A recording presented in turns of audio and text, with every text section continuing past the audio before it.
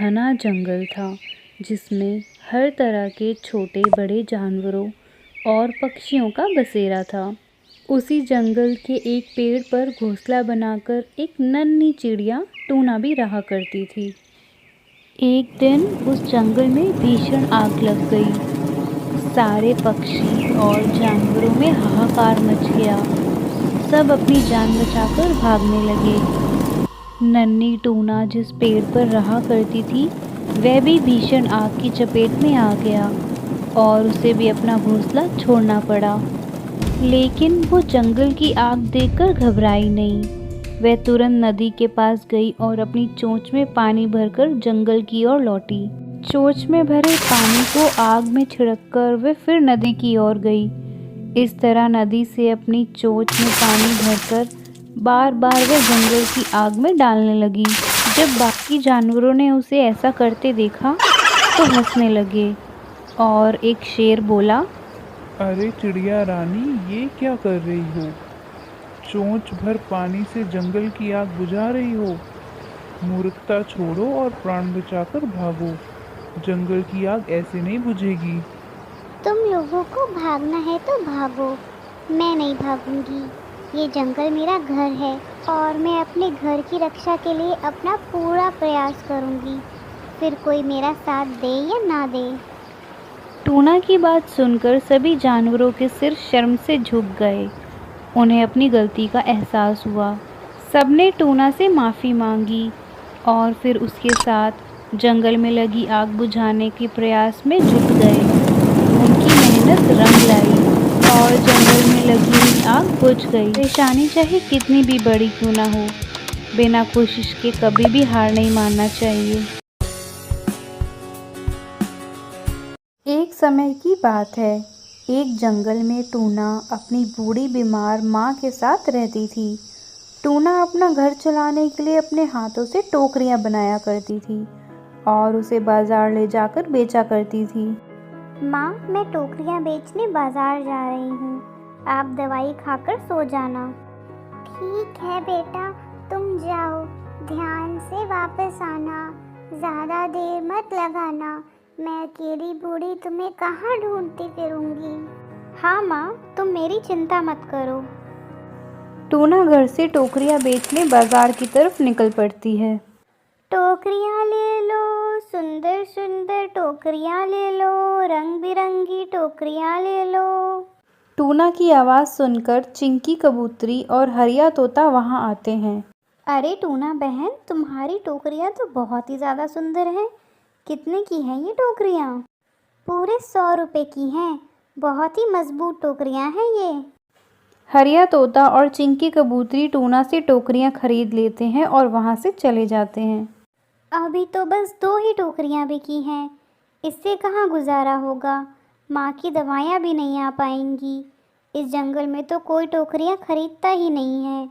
ऐसा करती हूँ, मैं पास वाले जंगल में जाकर टोकरियाँ बेच आती हूँ।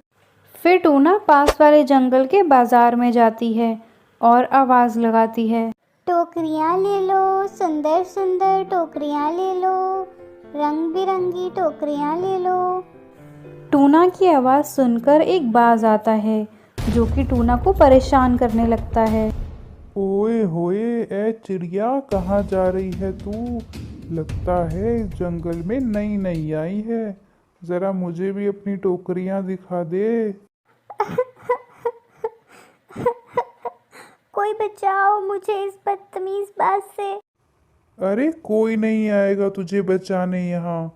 आज तो तू मेरा शिकार बनेगी। टूना की रोने की आवाज़ सुनकर राजू कौवा वहाँ अपने दोस्तों के साथ आता है और बाज को मार के भगा देता है।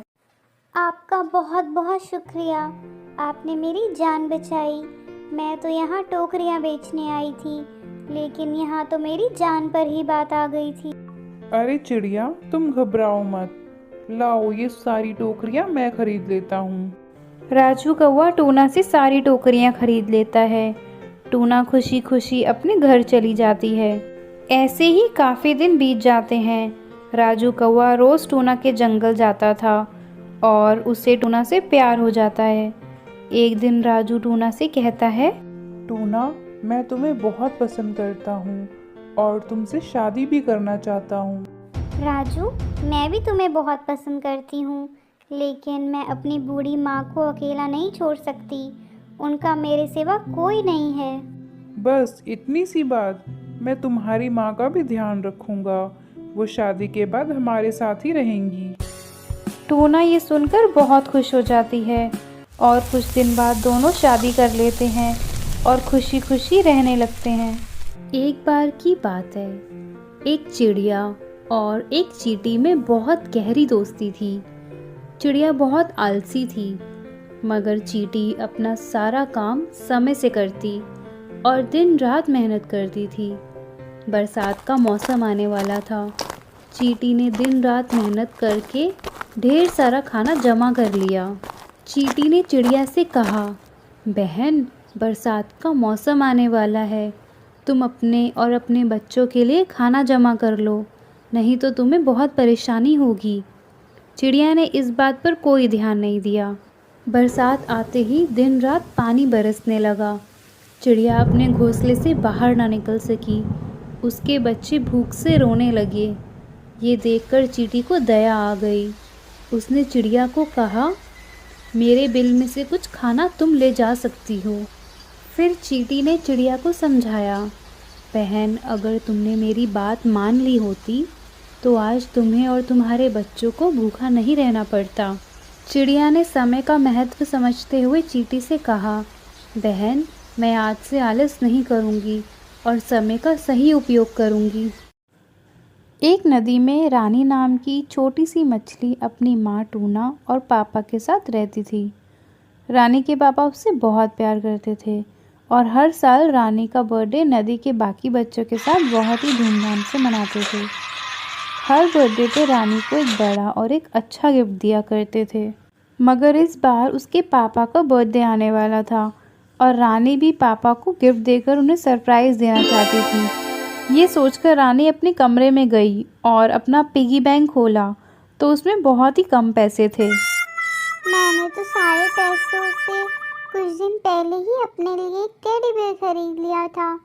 अब मैं पापा के लिए अच्छा सा गिफ्ट कैसे खरीदूंगी? रानी उदास हो गई और कुछ सोच के वो अपनी माँ टूना के पास गई और बोली, माँ, मुझे कुछ पैसे दे दो प्लीज़। मुझे पापा के लिए एक सुंदर सा बर्थडे गिफ्ट खरीदना है। तो तुम पापा के पैसों से ही उन्हीं के लिए गिफ्ट खरीदना चाहती हो? हाँ, तो और मैं क्या कर सकती हूँ? मैं तो बहुत छोटी हूँ। पापा के लिए गिफ्ट कहाँ से लाऊंगी? मेरे पास तो पैसे भी नहीं हैं। अपने पापा को गिफ्ट देने के लिए तुम्हें पैसों की कोई ज़रूरत नहीं है। तुम उन्हें प्यार से जो भी दोगी उन्हें अच्छा ही लगेगा। ये कहकर टूना वहाँ से चली गई और रानी कुछ देर वहीं खड़ी सोचती रही। फिर उसे एक आइडिया आया और वो भागती हुई स्टोर रूम में गई। उसने आसपास देखा, उसे बहुत सारे खाली बॉक्सेस मिले।